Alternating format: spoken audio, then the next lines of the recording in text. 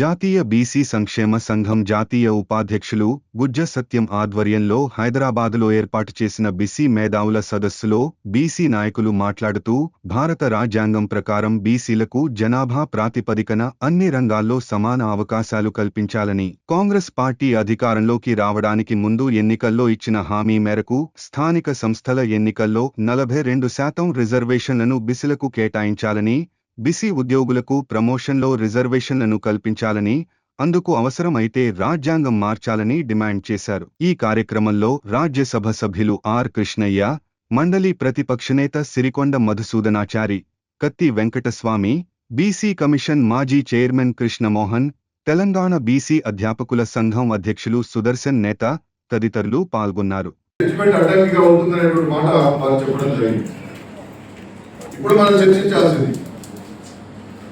Supreme court 5 సభ్యులతో కూడినటువంటి రాజ్యాంగ ధర్మాసనం డాక్టర్ కె కృష్ణమూర్తి కేసులో ఏం చెప్పిందంటే ఎస్సీ ఎస్టీ బీసీలకు సంబంధించి 50% దాటకూడదు. అది 5తో కూడినటువంటి రాజ్యాంగ ధర్మాసనం.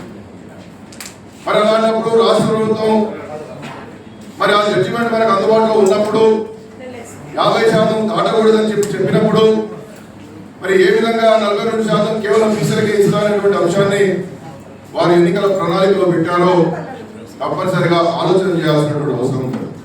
అందుకోసం ఇవాళ మనం ఏమడుగుతున్నామంటే 5తో కూడినటువంటి రాజ్యాంగ ధర్మాసనం ఎప్పుడైతే 50% దాటకూడదని చెప్పిందో మనం ఇవాళ సామాజిక ఆర్థిక కుల సర్వే అయింది కదా,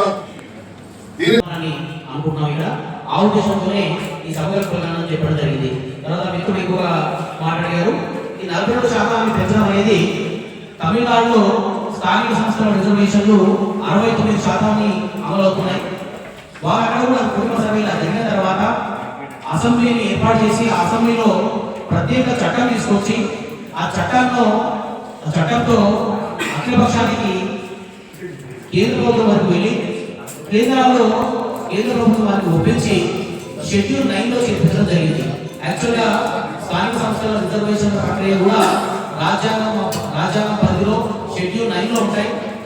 మనం ఇక్కడ కూడా తెలంగాణలో ఏర్పాటు చేసే స్థానిక సంస్థల రిజర్వేషన్ కూడా రేపు పొద్దున పెంపొందిస్తున్న ఎలక్షన్ రిజర్వేషన్ కూడా షెడ్యూల్ 9లో ఏర్పాటు చేసే అవసరం ఉంటుంది.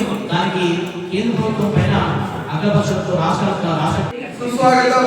అదేవిధంగా మరి బడుగు బలహీన వర్గాల అభివృద్ధి, ఆత్మగౌరవం, రాజ్యాధికారం కోసం సాగుతున్నటువంటి ఈ పోరాటం కూడా మరి కార్యక్రమానికి ఇచ్చేసిన అందరికీ కూడా ధన్యవాదాలు. 47% బీసీలకు రిజర్వేషన్ రావాలనేటువంటి లక్ష్యంతో ఇక్కడ మనందరం కూడా సమావేశం అవుతా ఉన్నాం. ఏదైతే కాంగ్రెస్ పార్టీ కామారెడ్డి డిక్లరేషన్ అమలు చేయాలని చెప్పి ఈ సందర్భంగా మనం ఈ ఎన్నికల్లోనే, ఈ స్థానిక సంస్థల ఎన్నికల్లోనే 42% రిజర్వేషన్ని అమలు చేయాలని ఖచ్చితంగా కూడా ఒకవేళ కనుక 42% రిజర్వేషన్ అమలు కాంట్రవర్సీ అయితే కానీ నేను బీసీల కోసం కాంట్రవర్సీ డిఫైన్ చేయడానికి కోర్టులు ఏ శిక్ష ఇచ్చినా కూడా ఫేస్ చేయడానికి నేను సిద్ధంగా ఉన్నా.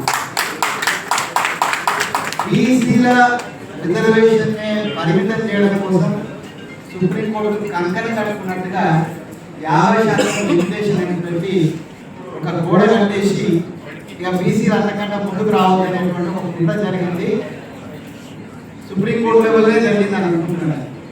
అది అప్పుడెవరు గమనించలే. కానీ ఇప్పుడు రాష్ట్రాల వారీగా కులగణన చేసిన తర్వాత కులగణన ఆధారంగా మీరు మాకు అథెంటిక్ నేను కోర్టుకి సంబంధించి సుప్రీంకోర్టు సంబంధించినటువంటి సుప్రీంకోర్టులో ఉన్నటువంటి జడ్జీలందరూ కూడా నో డౌట్ ఒకవేళ శివశంకర్ గారి పేరు మన మధ్యన మన కొట్లాడుకుంటే ఈ మాత్రం జడ్జీలు కూడా బీసీలు రాదు కొట్లాడారు కాబట్టి ఈ మాత్రం జడ్జీలలో కొంతమంది వస్తున్నారు. కానీ ఇప్పటికి కూడా మరిన్ని అప్డేట్స్ కోసం మా ఛానల్ని సబ్స్క్రైబ్ చేయండి.